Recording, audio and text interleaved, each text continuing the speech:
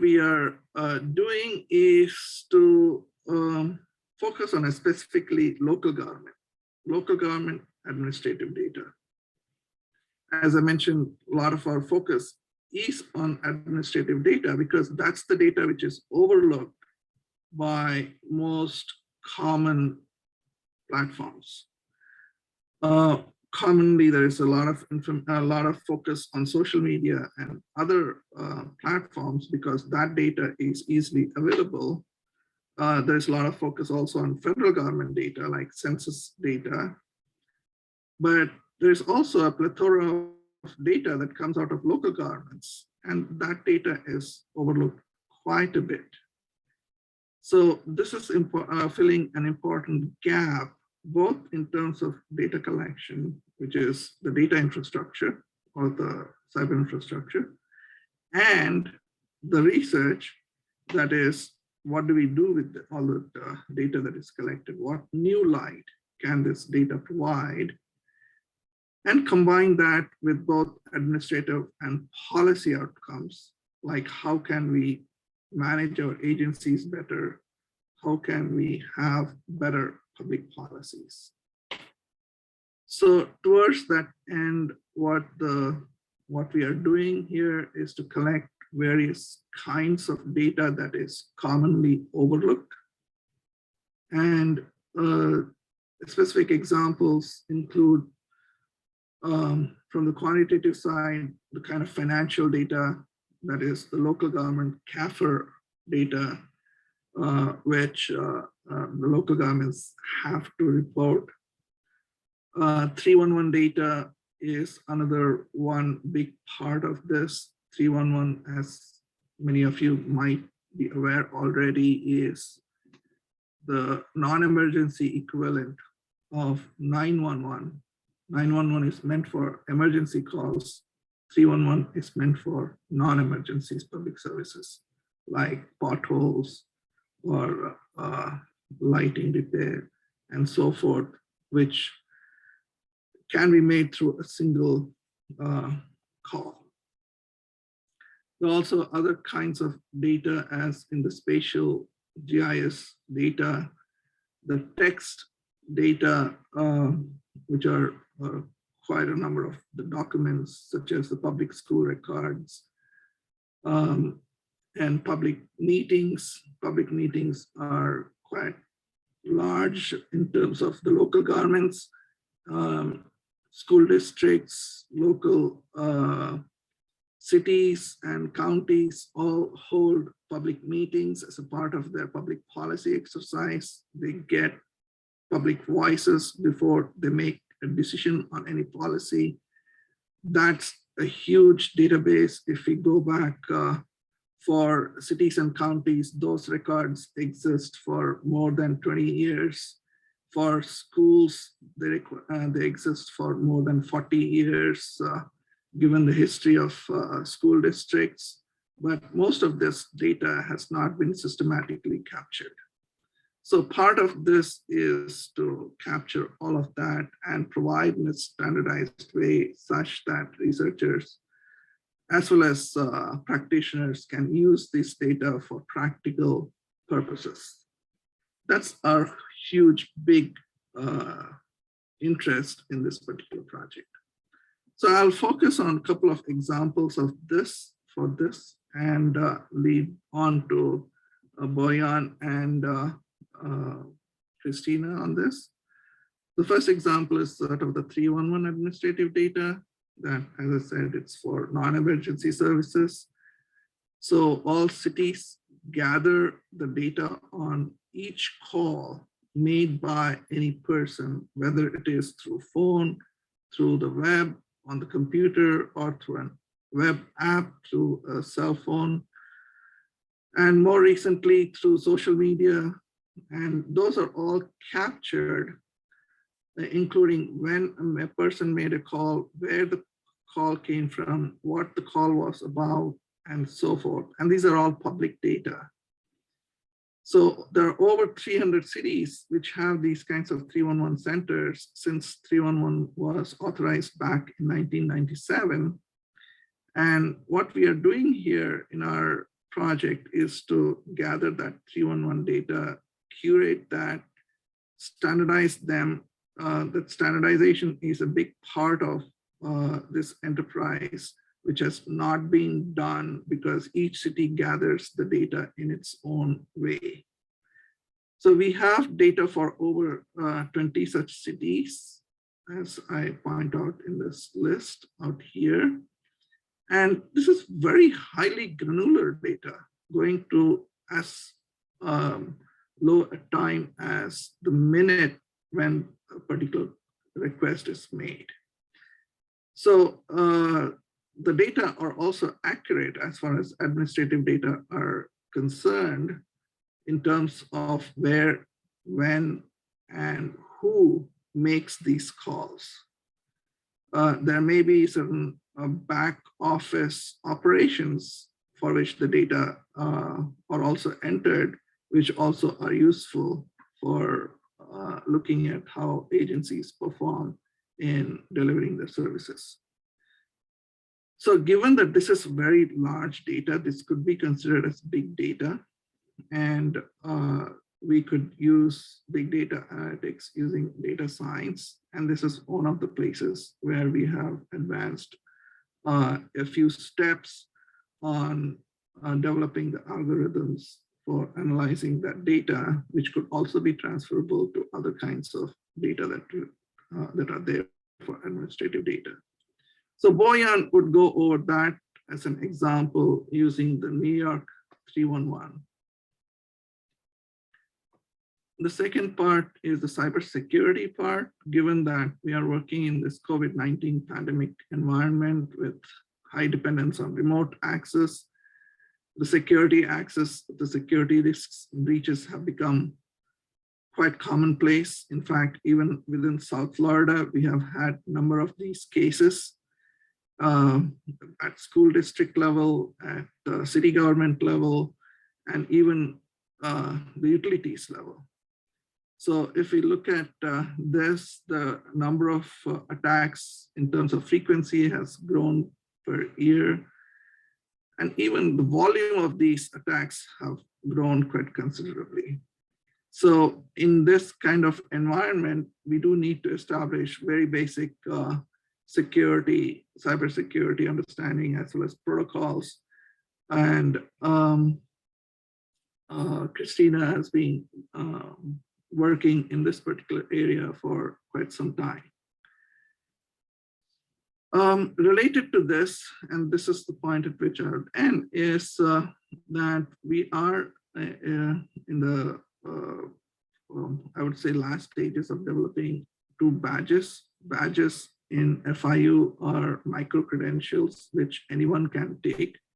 And our badges sponsored through the project is available for free outside of FIU as well. So the first project, the first badge is on the data science for public policy, which would use the administrative data and apply the data science techniques to understand what that information provides for both management and policy. And the second badge is on cybersecurity, which we call the cyber infrastructure security for public sector, looking at cyber as infrastructure. And this looks more on the cybersecurity training, focusing on the local government practices. There are a wide variety of practices in this, although there is little guidance on this coming from the federal government side. So having said that, let me end out here, and I'll pass the baton on to Boyan for showing the data science analytics part using the 311 data that we have been working on. So Boyan, I turn it to you and I'll stop sharing.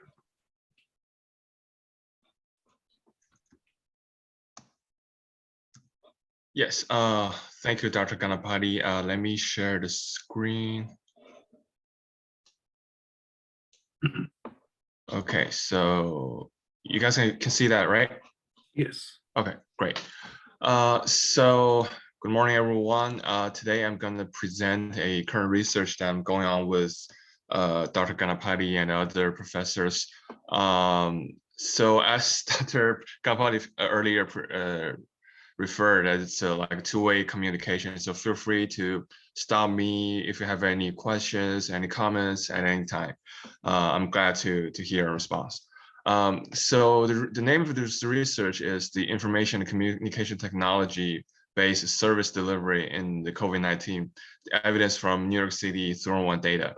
So as Dr. Ganapati said, we're using the New York City's 301 data as the showcase of the analytical tools that we have on the administrative data. Oops. So the purpose of this research is that we could use the big data analytical tools to explore the service outcome of the information-based public service deliveries. As we all know that the information technology has been widely used and implemented in the service delivery of state and local governments specifically.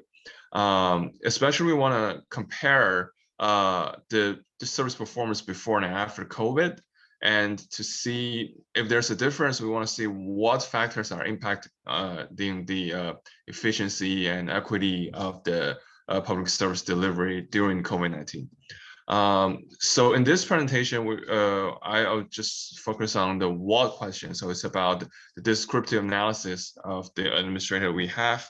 So we're going to generate some useful information from huge data sets to a more representable and more generalizable outcomes of the data, and using the New York City 301.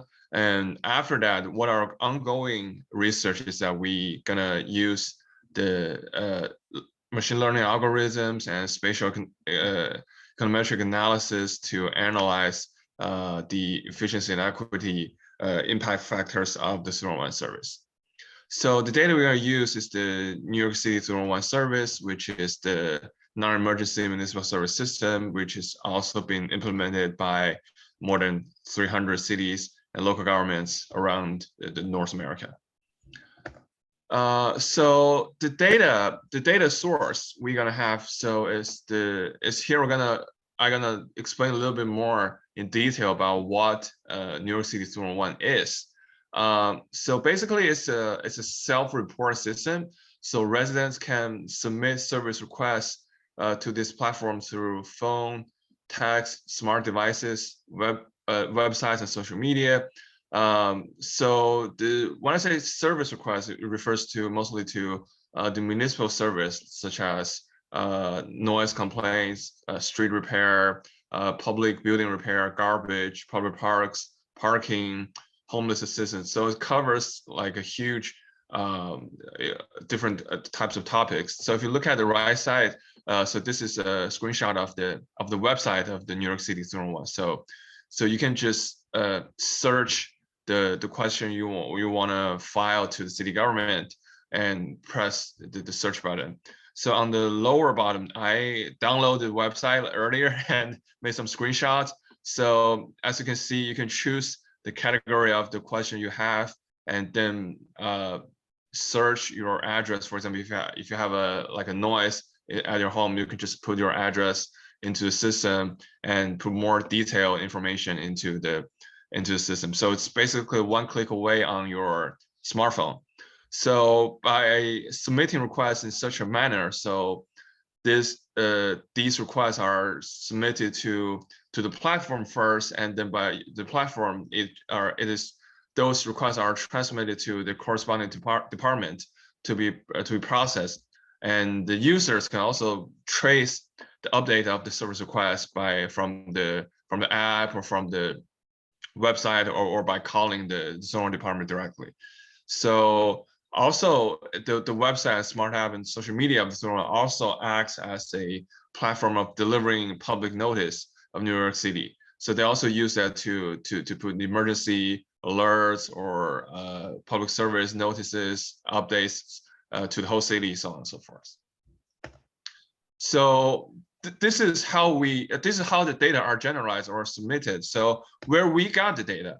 So the place we got data is called the New York City Open Data Portal. So it has the details of every single request. So if you look at the table on the bottom right, so it has all the information you need, like the creation date, the closing date is blank here, but there should be a closing date for other requests, and the agency, it has to be the agency that processed the request, and other details such as location and the description of the request, so on and so forth. So it's a very detailed data set. We have to narrowly focus our research on a subset of the data, because it's a huge data set. In 2020, it has more than 1 million total requests. So we have to only focus on one department, which is the Department of Transportation, which has like 164,000 requests, which is also a huge volume. And also, for information, if you're interested, the New York City also provides like annual management performance of the reports. They generalize their data by themselves as well. So if you can go to their website, they also have the annual reports as well. I don't think there are too many cities doing this, but it's very interesting for users and researchers to see that.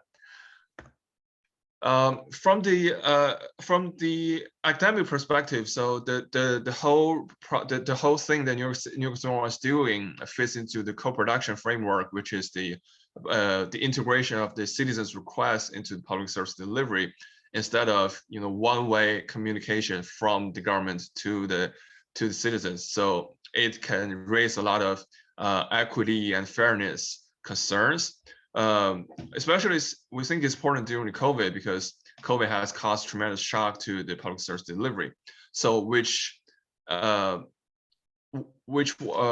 make us want to explore what are the impacts of COVID-19 on the information-based co-production services, such as New York City one.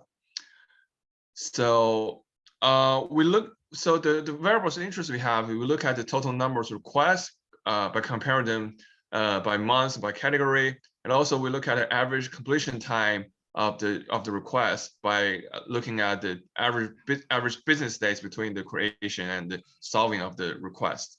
And we also see the composition of requests of different categories. So here are some results. So this is the number of total cases comparing in 2019 and 2020. So the red bars are in 2019, the blue bars are in 2020. So basically, we could see that in each month, there are much less requests during the COVID-19 lockdown, which is from March to June. So we could see between the green lines, those are the periods of the COVID lockdowns in 2020 compared with 2019. There are much less requests. And after lockdown, there are a slightly increase in the total requests, number of total requests in 2020, but still much less than the same period in 2019.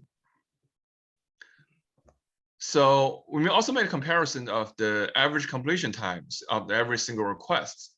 So, but what is interesting is that we could see that there's not too much big difference between 2019 and 2020. It was during the COVID lockdown and after COVID lockdown. So during lockdowns, the average completion time is around 4 days. But after lockdown, there's not a big difference, or there's not a systematic difference between 2019 and 2020 for the same period. So we look at the composition of the total numbers of requests. It's also pretty much the same. So with the categories which has the largest number of requests in 2020, such as street conditions, sidewalk conditions, street lights, they're pretty much the same composition. They have pretty much the same composition as in 2019. So the ratio of different requests are pretty much the same. So we selected street condition, sidewalk condition, which are the two largest categories. We look a little bit deeper into them. First, street condition. So the total cases, again, we could see there are much less in 2020 in the same period of time, but the completion time during the COVID is much faster than 2019, but it's a little bit slower than in 2019 after the COVID lockdown. For sidewalk condition, another category, so the difference is a little bit, the situation is a little bit different. So the total request is much smaller during the COVID lockdown, but there's a huge increase. There are a lot more complaints about the sidewalks after the lockdown, but the completion time is much faster. So like a shorter bar on the right-hand side, we could see a shorter bar indicates a faster processing time of every single request. But you can see in 2020, they processed the sidewalk condition request much faster than in 2019. It's not a situation across the board, but we could see there are differences in some subcategories of the New York City 301 request. So the nature is that they may be different situations, so category by categories, request by request, so on and so forth. A little bit of discussions. So the total number of non-emergency requests decreased during 2020, which makes sense because the human activity are much reduced during the lockdown of 2020. During that period, we could all recall what it was like when the city was locked down, and so the non-essential businesses are limited, so on and so forth. But on the other hand, we could also see the average completion time of the requests are not significantly different between the same months of 2019 and 2020, at least in the general scale. But for some subcategories, there are significant contrasts in the total request number and completion time. So which may lead to research direction towards the resilience of public service delivery. So what factors may contribute or may impact the stability of the public service, especially during the disasters like COVID-19? So what kind of service delivery remain pretty much the same? What kind of service deliveries have a huge contracts, no matter in the service delivery side or the service request side? What are differences? And also what interests us as well, so in the data set of the New York City, it doesn't include the socioeconomic factors, which interests us a lot. So do they have a relationship with the contracts in the public service delivery? So what our ongoing and future research are addressing those topics. So first, we're gonna apply the machine learning algorithms methods to the current data set. As we can see, it's a huge data set we have. For one city, there's like a 1 million. For other cities, there are at least like several hundreds of thousands a year. So there's a very abundant data set of service request data and managerial data or administrative data, which contains a lot of information for us. So at least we can get some answer of what factors could impact the service performance of information-based municipal services, and especially from the equity lenses. So are there contrasts in the service delivery in neighborhoods of different race, ethnicity, economic status, so on and so forth? The second method that we can apply to this data set is the spatial analysis. We have specialists here as well. So we also want to see spatial variations and interactions of those factors during the service delivery. Is there a spillover effect? Is there a interaction effect, so on and so forth? So the third perspective that we're going to see, that we're going to combine the results we got from the data with the surveys, interviews, and case studies. We also want to see the people behind the data, which is also very important. We are planning to interact with city managers, 301 managers and dispatchers, and other stakeholders of the service, and to further investigate the organizational factors or individual factors may contribute to the performance of the information-based co-production services, such as organizational structure, budget, leadership, the application of technology, and etc.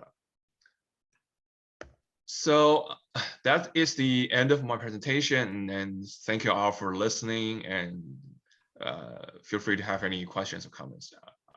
And Dr. Ganapati. Thank you, appreciate that. Now let's shift to Christina, and then we can have a good conversation. Thank you. Let me share my screen.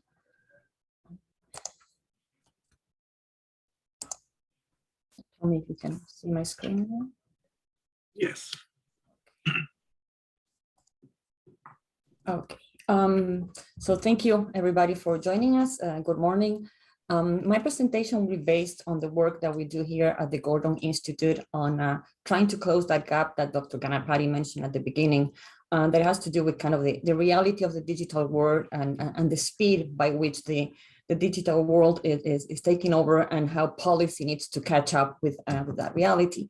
And here at the Gordon Institute, we've been working with the Organization of American States, the OAS, in trying to create this cyber for policymakers. What is it that policymakers or local governments need to understand when we're talking about cybersecurity, and why is this important? So my presentation will be based on our experience working on this, as well as some facts about cybersecurity and critical infrastructure and the need for capacity building at the local level.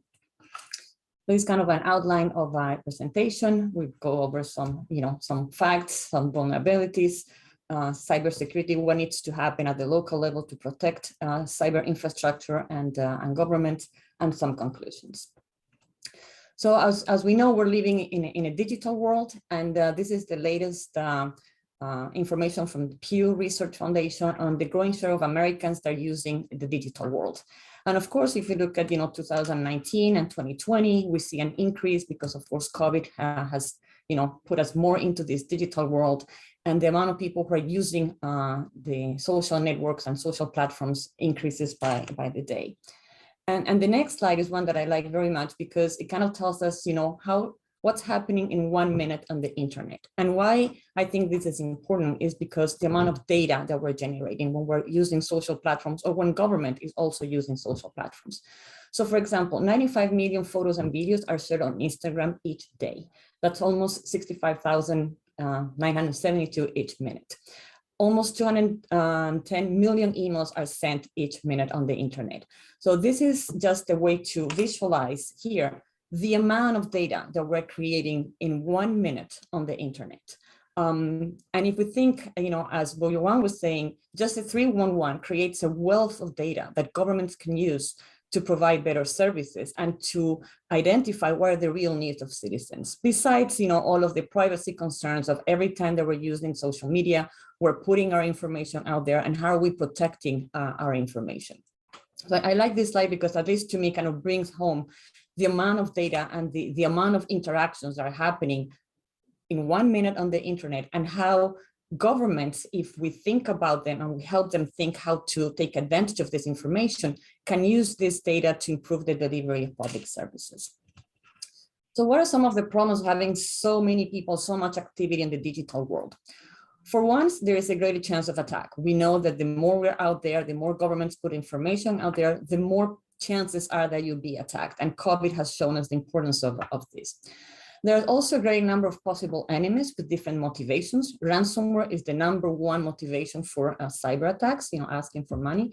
But there is also hacktivism, groups that are invested in some cultural, political dimensions, who also will attack governments or government agencies because they're pursuing a cause. There is also greater concern on the part of us, the users, for the loss of privacy or personal information. Every day, it seems there is a news, stories about a government agency or a private sector provider that's being hacked, and the loss of that information. A big problem that we have seen all over the Western Hemisphere and in much of the world is that there is a lack of trained or experienced personnel in terms of cybersecurity. And many local governments struggle with finding personnel who not only know about cybersecurity, but about retaining them in local governments, because they're usually poached by the private sector. The tyranny of immediacy, we in the world of social media and the digital world, we expect results right now, immediately. So sometimes governments are pressure of, we have all this data, we have to provide the services, but the back end concerns of how do we protect that data sometimes is not fully taken account of, or there are the processes to make sure that there are no breaches in security. So if all of these problems happen, the worst fear for a local government or for a government agency or for us as users is to have this message: you've been hacked. All of a sudden, there's the denial of services, or there's no more access to information, or you lost all of that information. So what are you to do? We work very closely with, as I said, the OAS, but also with Microsoft and Cisco in providing professional training for governments and at the local and state level. And what they have found is that 99 days is the median number of days that a hacker has been in your system before you got that message that you've been hacked. And this is something that we don't always realize. More than 81% of the hacking related breaches have to do with stolen or weak passwords.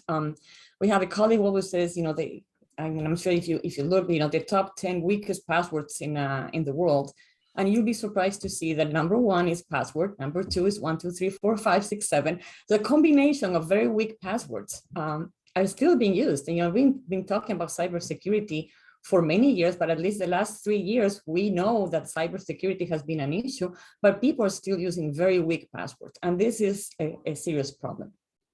51% of breaches involve organized criminal groups, and we see this more and more.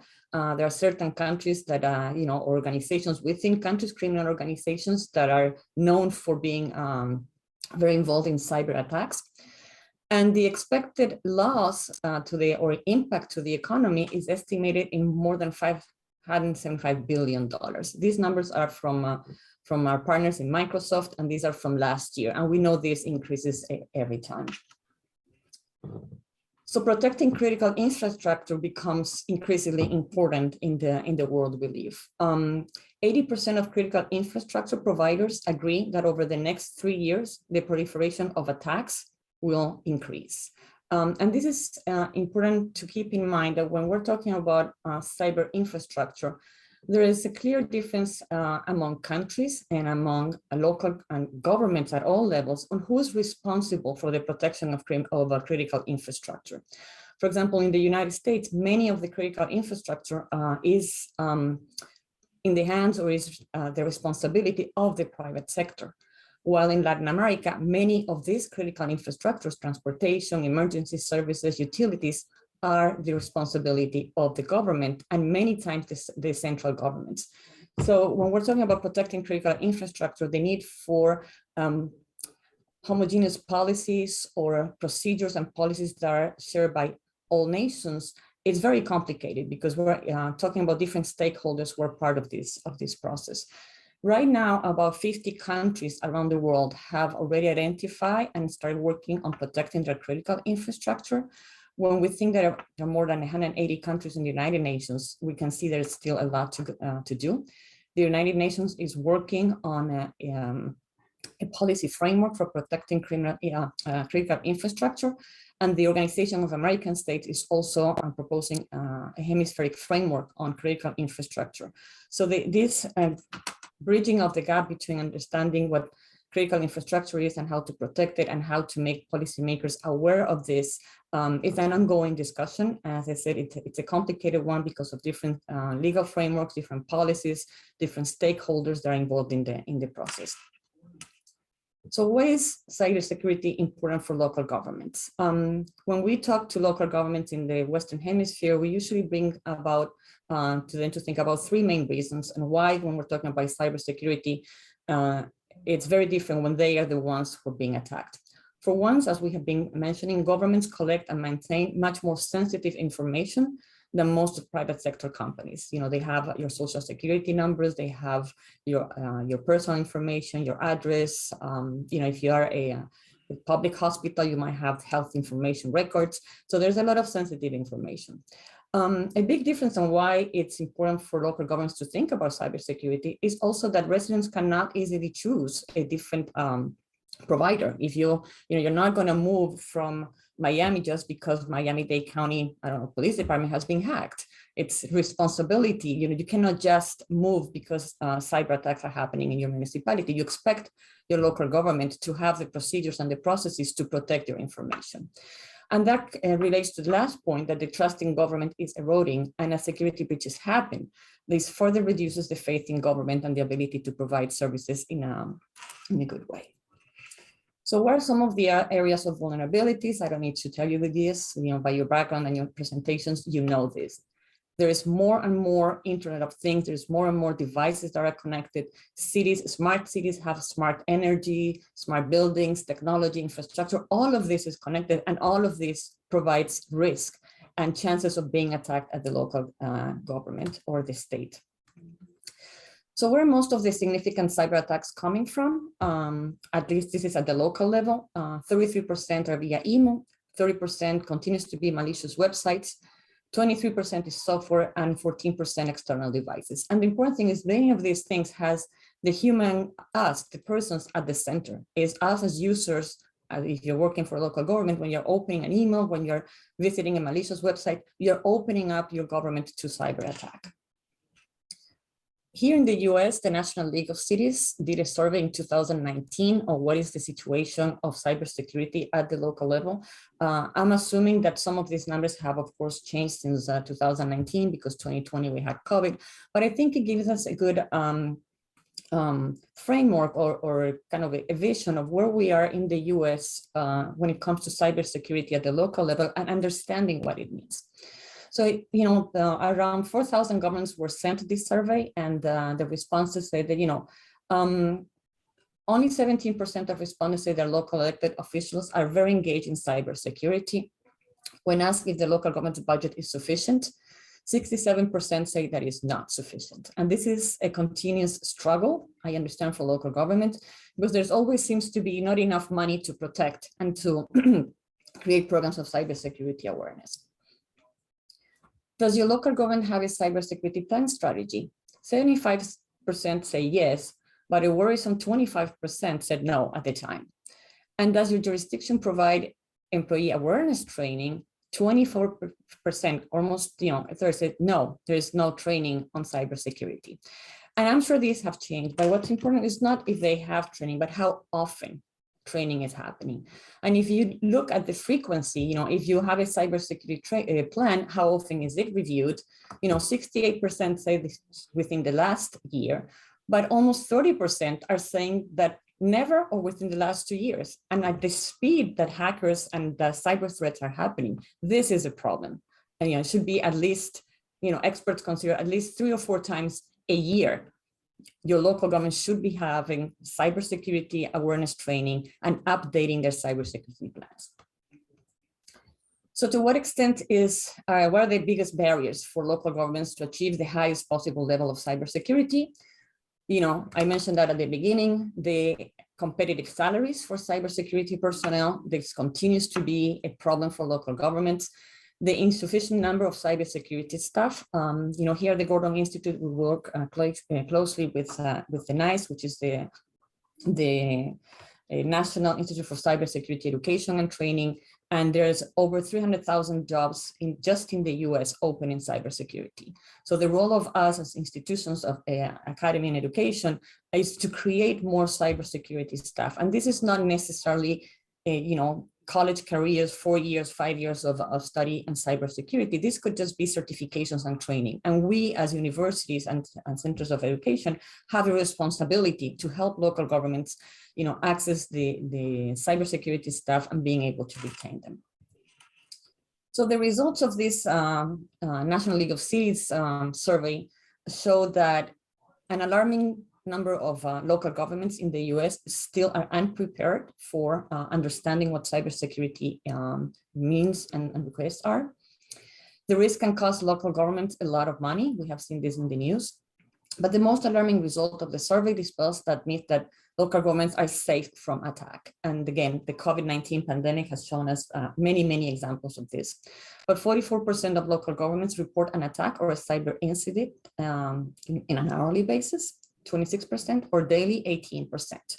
Our colleagues in Microsoft at the OIS usually talk that there are two kind of organizations, those that have been hacked and those that still don't know that they're being hacked.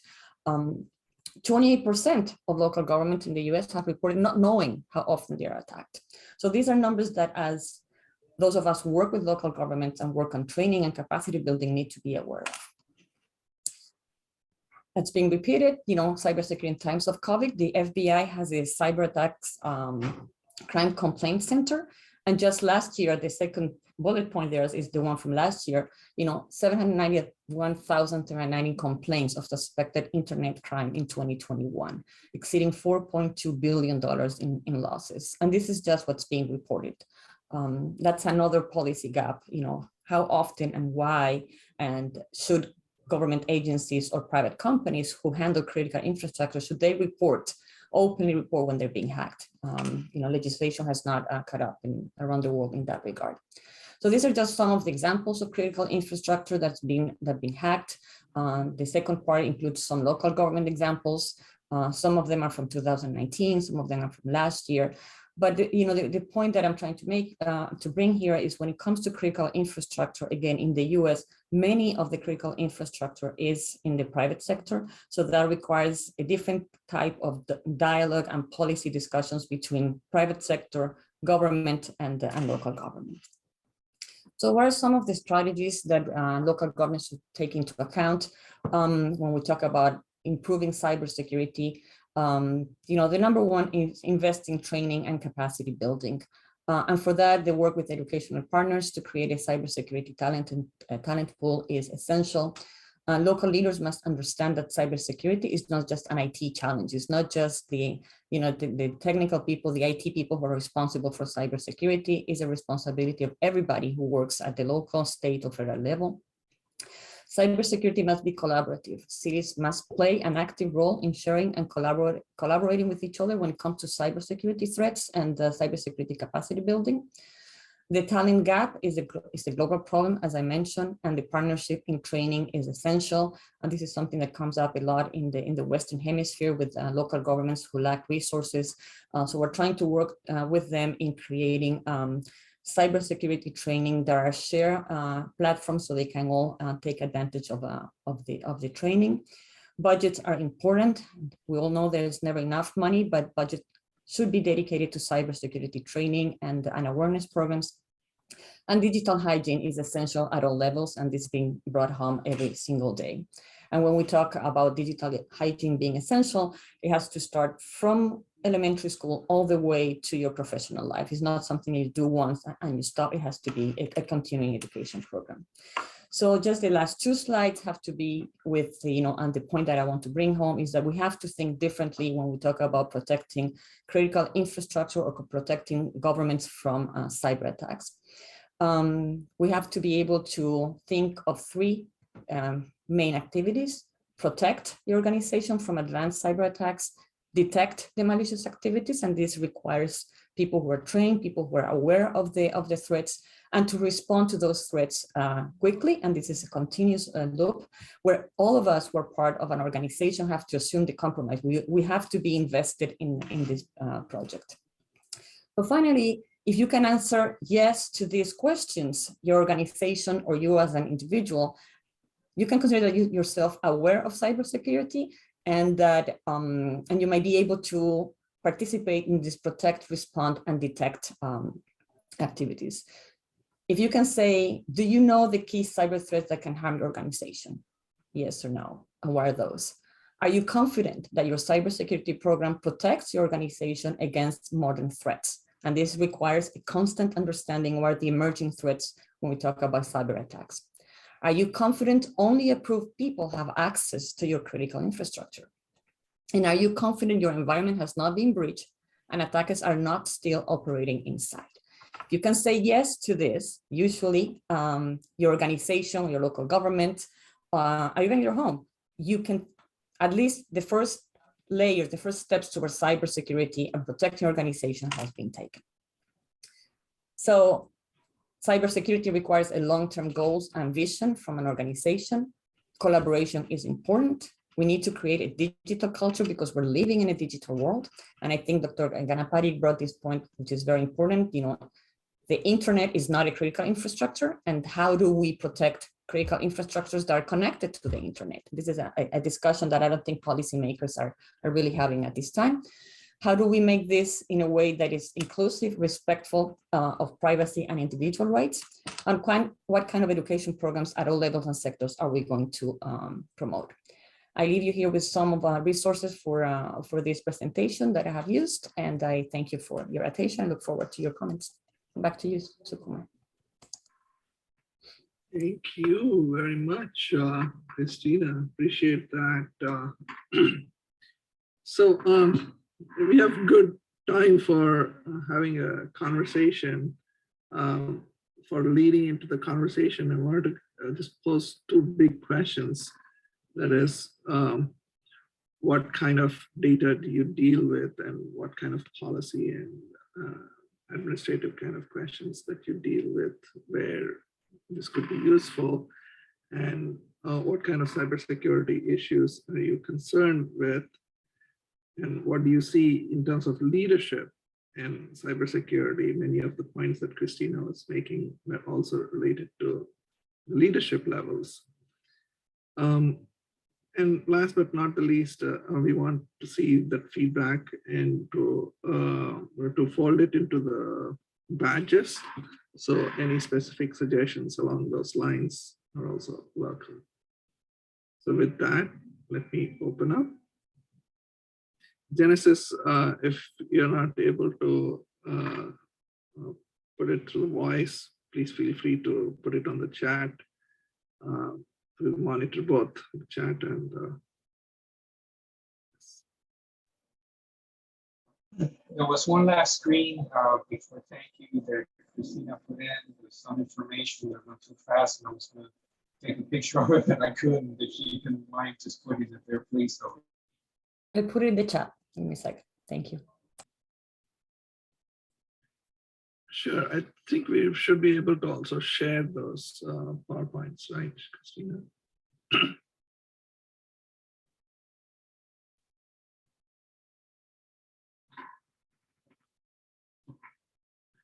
So Hector, let me ask you specifically, since you deal with some of these cybersecurity issues, what kind of things do you see are happening, and what do you think would be useful on the ground?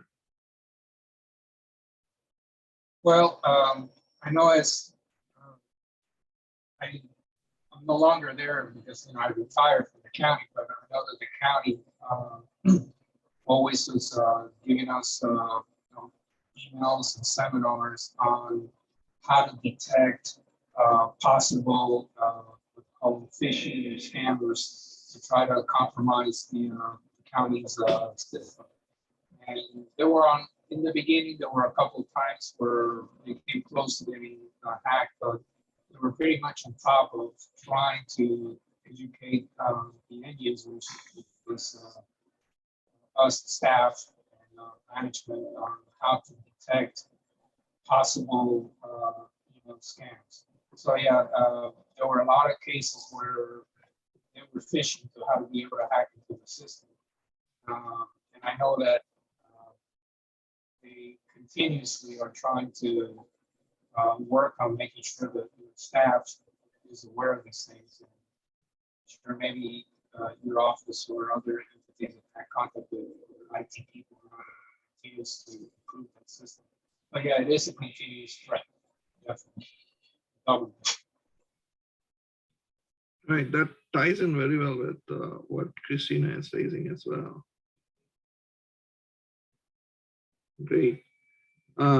James, if I could check with you, given your experience with Southcom and the international, I'm sure there are parts on the military side, but what do you see on the overall?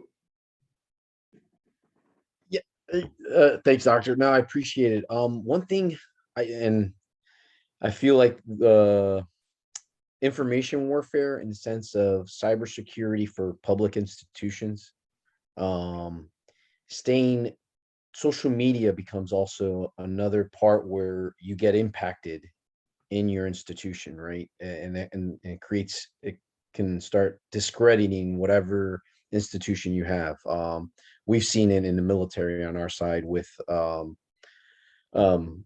I was just deployed in Afghanistan, and that's a big part, right? When there's insurgencies, they're really good at using social media, and the Russians have done it as well with troll farms. And, so when it comes to local government, I think that also can impact your cybersecurity in the sense that now there's a lot of discredit within that institution, right? And so you can't provide the services. So they'll start saying, let's say an example, city of Coral Gables or city of Homestead. Someone's going on there putting disinformation, and then now they're trying to get ahead of it, of whatever it is. And the citizens in the local area are not trusting what information that city of Homestead's putting out. That's just one of the things that I've just seen. I don't know how we capture that, right? If that's also part of your infrastructure and cybersecurity. And the other part, and you've mentioned about using the internet, looking at it as highways, right? And how we treat highways in our government. Part of how we treat our infrastructure in our highways is what we have policing, right? We have folks out there seeing, are there folks disregarding the rules of the road within a highway system, right? Should we treat the internet that way? But that's a tougher discussion to have, right? Because then are we now giving more power to a government institution to monitor an information space, and that's kind of where I take it. I mean, those are just, I guess, discussions, but no, it was really good. I appreciate it. That's something I always think for other cyber attacks is like social media as a cyber attack as well.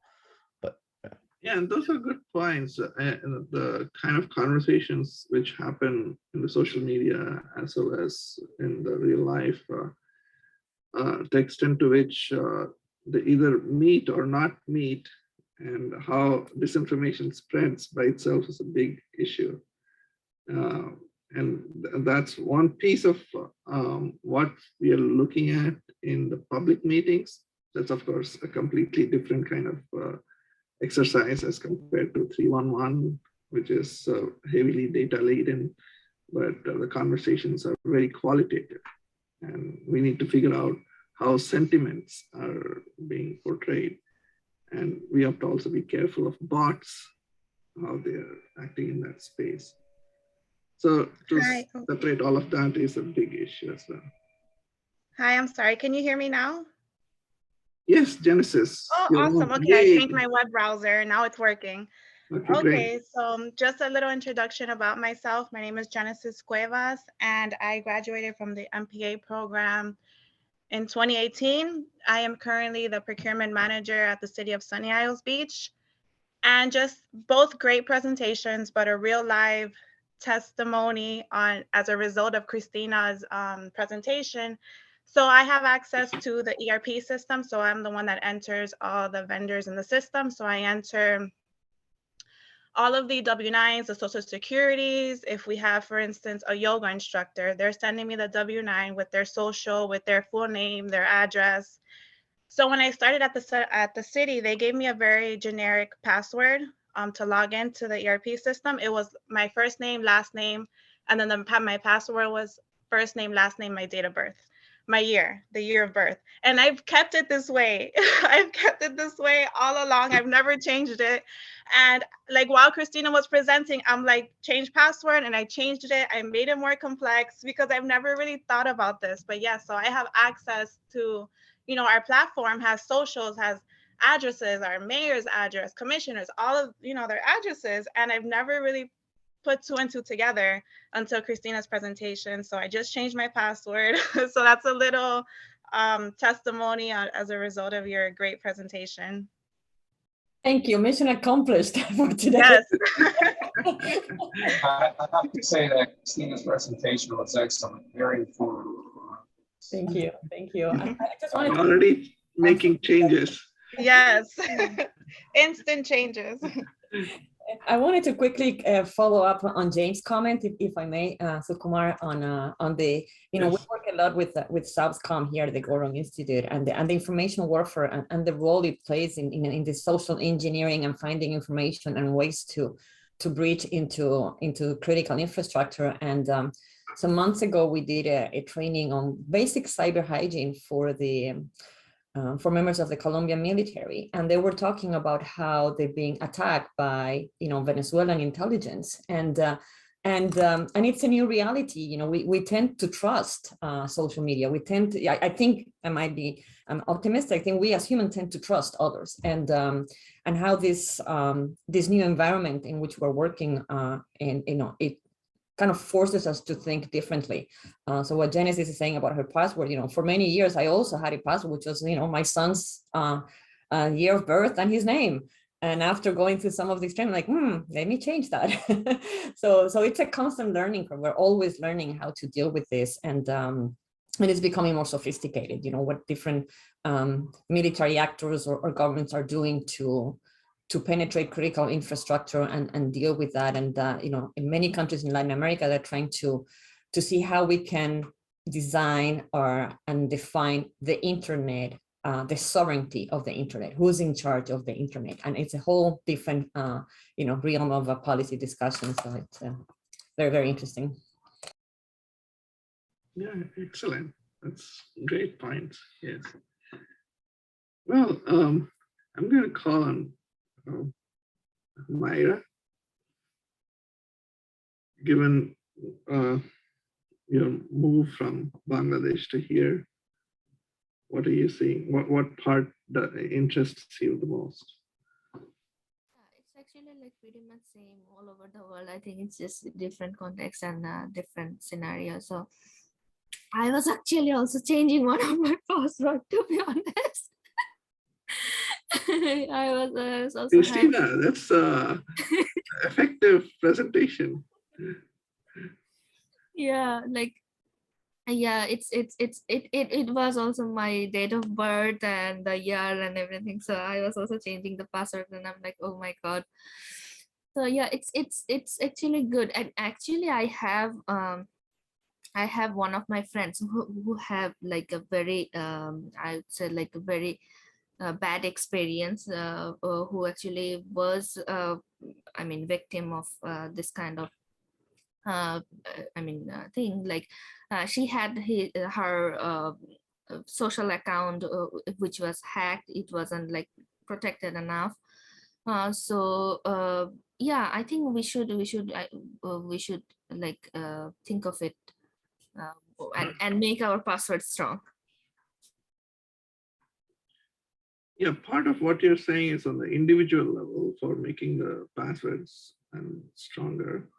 But that's the key thing to enter into the organization as well, that if an individual's weak link with the password, then that could be a security breach into the organization itself. Yeah, exactly. That's the big part of all of this. As Genesis was saying, if her account gets hacked and people are able to get into the procurement system, then that poses a problem for the city as a whole. Yes. Let me see with Jasmine.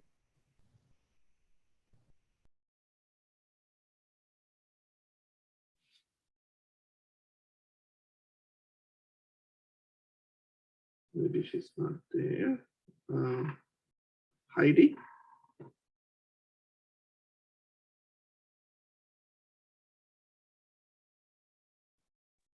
Good morning. I know I came into this session a bit late. I've been going into the other sessions. So I came into this one, but I just caught some good nuggets, because I maybe about 2 or 3 years ago, I just got frustrated with remembering passwords. So I started a file, and I titled it some nondescript thing, and I keep it on my jump drive with all my passwords. And you know, all of these memberships that I have and subscriptions. So now I'm thinking, is that a good thing to do? Because of course, with my work, because we change our passwords every, I think, 90 days, and then of course I just update my password on my jump drive. But I try to make them as complex as possible. But what if that jump drive gets into the wrong hands? Of course, as I said, I try to title it some just very weird names, so it's not like labeled passwords, but it has everything, all my banking institutions, all my, everything on there. So I just now have to think more creatively about remembering passwords or how to store them more securely. So I'm just now, my brain is thinking about that now.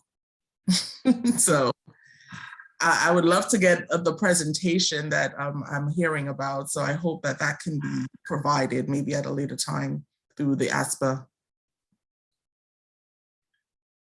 Yeah, I think that should be accessible. And by the way, if you don't mind asking, Heidi, what do you do and where do you work?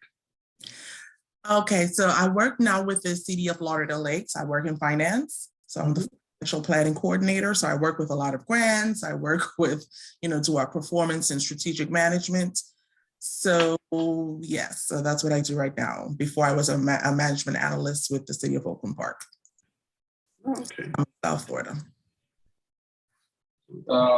Old-fashioned word of advice, Heidi, instead of yes, digitally, write it the old-fashioned way in a secure book, paper binding.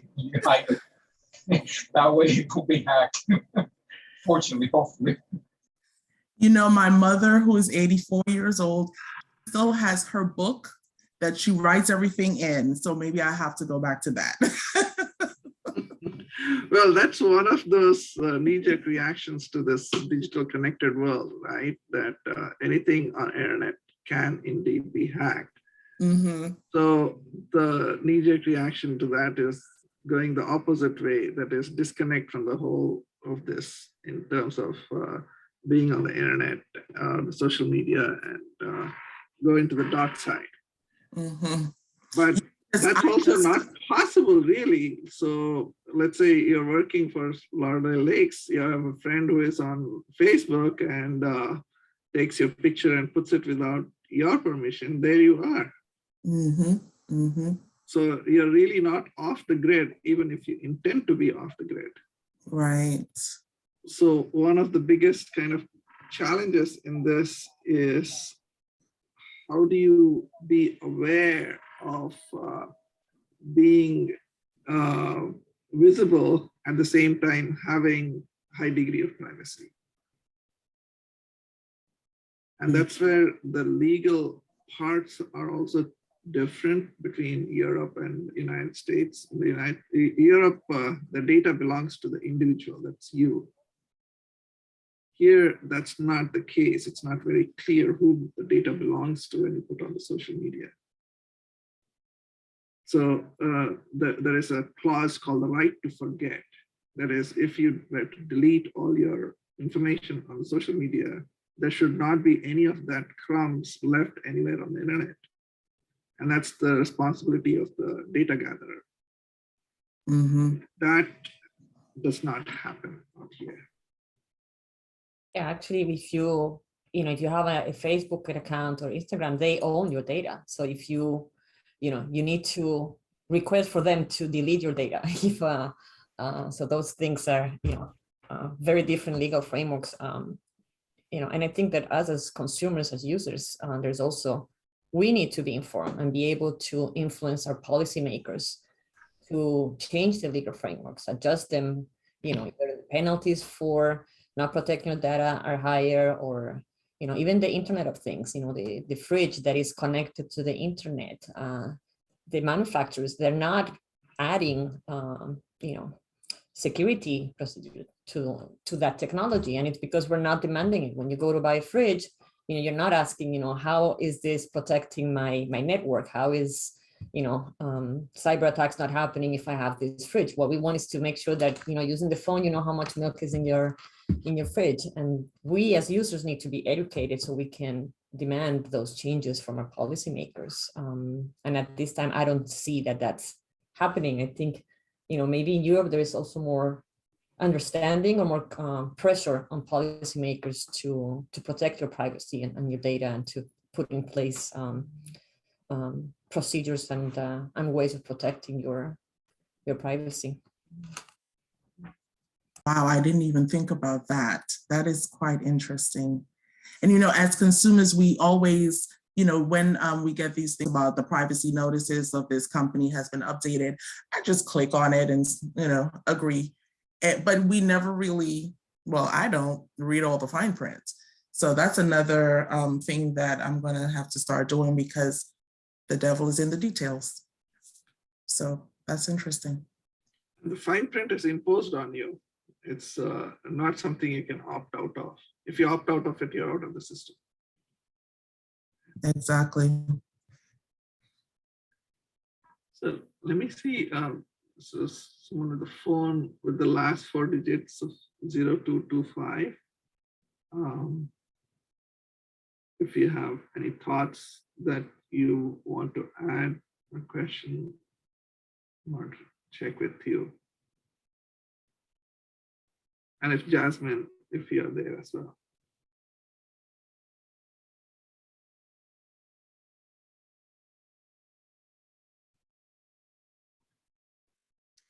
Let me ask Genesis or Heidi, with the kind of data that you deal with, what's the kind of administrative data that you generally deal with? And do you use it for any kind of performance analytics? For me, on the procurement side, general data aside from what I mentioned previously, the adding the vendors in the system, and with that information is that we issue checks. From procurement side, key performance indicators that I track is the number of contracts that we issue, number of purchase orders, number of bids and solicitations that we advertise, how many responses we receive per RFP, per bids, how many vendors we're adding in the system. Those are type of KPIs that I track.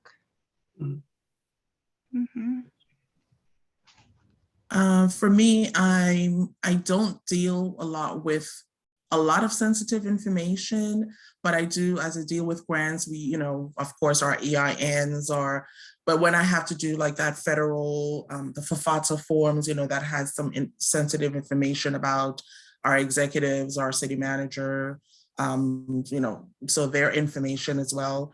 And with performance measures, some of the information that Genesis just mentioned goes into, when we're doing our budget and goals and strategies, and, so some of the similar information, but not so much as Genesis has. Interesting. Well, thank you very much for joining. I'd ask Boyan or Christina if you want to have any last word in this. Boyan? Dr. Rodriguez Acosta, you can go first. Thank you. No, I just think this was an interesting discussion. I had a quick question for Boyan, but maybe there, when you were talking about the factors that contribute to resilience, and I'm interested in that, and and how data can contribute to that. So I enjoy your presentation, and Sukumar's, and thank you all for joining us today. It's been it's always a passion for me to talk about all of these aspects of policy and technology. So thank you for the opportunity. Thank you. Yes, from my side, I really enjoyed Dr. Rodriguez Acosta's presentation as well. I've learned a lot. I mean, cybersecurity is a very important topic, even though it's not on my mind as often as much. But one of the points that interests me a lot is the cooperation with the private sector, as you mentioned, that the high tech, big names, they are the one who are in charge of the systems and so on and so forth. Especially in the case where local governments, when they don't have enough IT resource, cyber resource, and personnel, they have to cooperate with the the infrastructure, the providers of infrastructures, which are commonly the private sectors, let's say Google or Zoom or whomever the names we are familiar with. So only in that case, they could not solve the problem by themselves, but only with the cooperation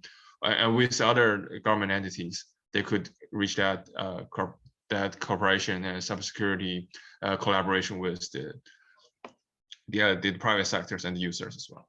That's very interesting. Yeah, thank you. Yes, thank you, and thank you, Alexandra, so much for helping us with this. I know you're doing your working with the Ferry Institute, but do you see any of these to be relevant to you, given what you're doing? Definitely. And I wanted to ask you guys a question, actually, because a lot of what Christina was talking about, I wasn't aware of until I started working for the university and had to take a course on cybersecurity. And I was definitely a case where I used different variations of password as my password, which is definitely one of the worst. But do you think it's the responsibility of individual employers to sort of effectively message, because it seems one of the biggest challenges is that an informed public about cybersecurity issues? Is it the role of government? What are some of your thoughts on that? Christina. I think is the role of all of us. It's the employer, the employee, the government, the society. We're all involved in cybersecurity, because at the end of the day, the weakest point is us as individuals. Is the person that plugs that USB that has malware in, is the person who click on that link that was not supposed to. So the education has to be all across, and to me it's unacceptable that, for example, a US senator will say that he has never sent an email in his life. And, that's just not, you cannot expect that policymakers don't know what cybersecurity and cyber threats are. So for me, it's the role of all of us. And but leadership, as Sukumar said at the beginning, is also fundamental. I mean, leaders should be aware of this, and they should be pushing these educational processes. One of the fundamental parts which we kind of miss in this is that this is not necessarily a technical field. There are technical aspects, yes, but it's largely a governance aspect, how we manage our passwords, how we manage our interaction with the technology, and how aware we are. Here we talk mostly about ransomware and technology kind of intrusions, but there are also physical intrusions. I was very interested in Genesis and Heidi's examples. Also, we know of cases where the password is written right on the top of the computer. You don't need to do anything. One just has to go and walk into the office and you have access to the computer as a whole. That has happened even in our neighborhood in the city of Fort Lauderdale. So that's very telling in how things happen. So yes, Christina, it's a very good point with how all of us are responsible. Mainly what has not happened is how that responsibility should be divided among all of the groups. What should political leaders be aware of? What should administrative leaders be aware of? What should the managers be aware of? What should line employees be aware of?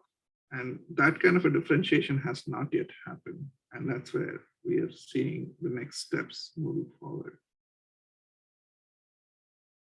And on that note, let me thank both Boyan and Christina. Thanks for the great presentations, and Alexandra for all of your support, and all of you, Hector, James, Myra, Jasmine, Heidi, and Genesis, and last 0225 for being here.